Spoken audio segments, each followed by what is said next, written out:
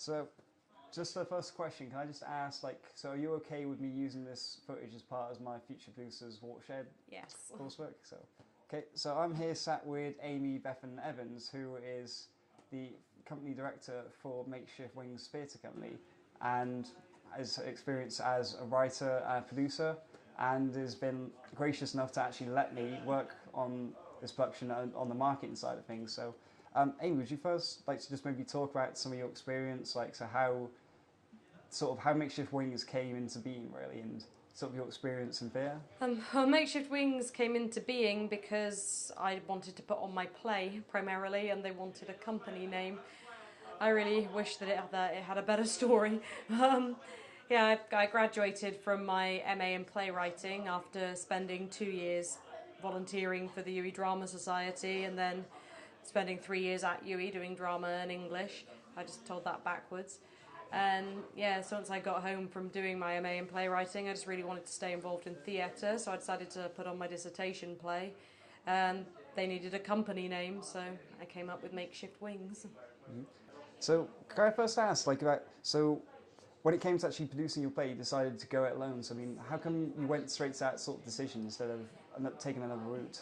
Well, I don't really know what other route I would have taken, to be honest. I mean, I suppose I could have sent it off to people, but it's just quicker to do it yourself, especially when you're dealing with fringe theatre. Yeah, it's just it just seemed like the easiest thing to do, to just walk into a theatre and say, "Can I put this on?" rather than say to somebody, "Will you put this on for me?" Mm-hmm. That must have been difficult as well, though, and actually putting it on yourself. Like, was it quite challenging, or? It was a lot of fun. The challenging part was that I couldn't work many paid hours because I was very busy with it, so it crippled me a little bit financially. But no, it was a lot of fun, and it wasn't challenging at all. In fact, putting on your own work is really nice because I wasn't directing it myself, and the only responsibility I had was putting it on and just hearing my work, and it was a pleasure really because the actors really enjoyed it and they did an amazing job of it, and it was just really nice to be there all the way through it. Mm-hmm. And as like a writer and actually now as a producer as well with the company, I mean, how are you finding like actually balancing those sort of two roles? Because do you find it quite difficult, like being both a writer as well as like a producer with the company now sort of going to its second production? It's nice when other people produce your stuff for you, don't get me wrong, and then you can just turn up and watch it, and that's lovely. And I actually was subject to requirement. Producing it without having written it has been nice because it's been a bit of a step back and you don't feel so nervous inviting reviewers. But it was a really nice experience being the writer and the producer, because it meant I got to be there and see everything that was done.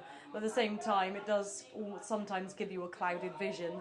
And for example, I was far too nervous to invite any press because I just didn't want anybody to say anything about it. It just came to the stage as, "Oh, I've written this play, but I don't want anybody to see it."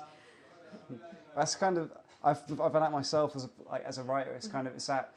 It's that internal sort of struggle really between like actually my work is good and my work is bad. I mean, as someone as well, like you've been involved in you're involved now with the Bierkeller and producing a new writers showcase, and you've been involved before with UWE and actually like in the Creative Writing Society. Within Creative Writing Group in the Drama Society. And I mean, just from your experience of that, and just like now with the new writers platform, just what sort of things have you found, like from your own experience and from like reading other people's plays, like what maybe perhaps the biggest mistakes writers From reading other people's plays, the biggest mistake a first-time writer can make is always exposition, unnatural speech, but that is something that you would expect from a new writer.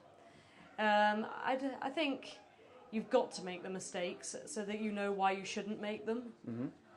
Or you can learn, if you're lucky, you can learn from other people's mistakes, but 9 times out of 10 you have to learn from your own. I think that probably is the biggest mistake a writer can make in terms of writing. In terms of putting your work on, and I see this a lot, is writers do get too involved. Personally, I would never direct my own work. I've seen lots of people do that, and I've seen lots of people do a good job of that, but it's not something that I would ever do, because I just find that it gives a blinkered vision, really, and I think if someone else can direct your work, that means your work works. But I mean, as well, like just with big mistakes, what do you think writing as a sort of hobby or just as a passion, it's kind of, it is, there's moments of like greatness and self-hatred really about actually, oh my god, this is... Well, of course there is. There's that in any kind of terms of creative art. I mean, do you think there's anything that writers do sometimes forget about, like actually just like forgetting about how good sometimes perhaps their writing can be, or forgetting... I think you have an instinct of whether your writing is good or not. And I think when you are writing, you know when your writing gets good. Sometimes it can take a while to get into your stride, but at some point you need to think, yes, actually this is good. And you know, if that never happens, that's unfortunate. But if you keep going, 9 times out of 10, you will get there.